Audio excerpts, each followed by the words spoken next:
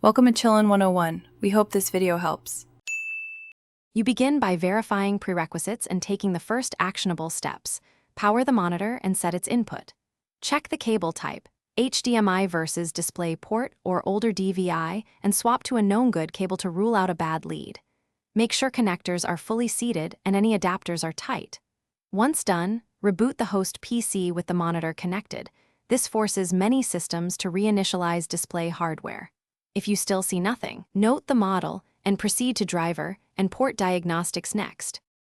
Now you dive into the middle steps. Check the operating system for detected displays and force detection from display settings or system preferences. Update or reinstall the GPU driver using a clean install option to clear corrupted profiles. That often restores missing outputs. Test different GPU ports and the monitor's other inputs to isolate a bad port. Also switch display mode, mirror, extend, or single display, because some GPUs disable outputs when set oddly. Once these adjust for finalizing, power cycle and factory reset the monitor to clear firmware glitches and reseat the graphics card if you're comfortable opening the case. Try the monitor on another computer to determine whether the issue is the panel or your host. If a discrete GPU and onboard output both fail, check the PSU and motherboard BIOS display settings.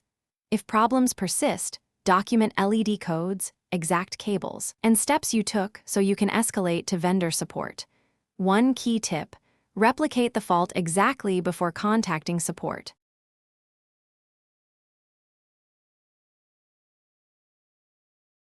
Thanks for watching. Consider subscribing if we helped you.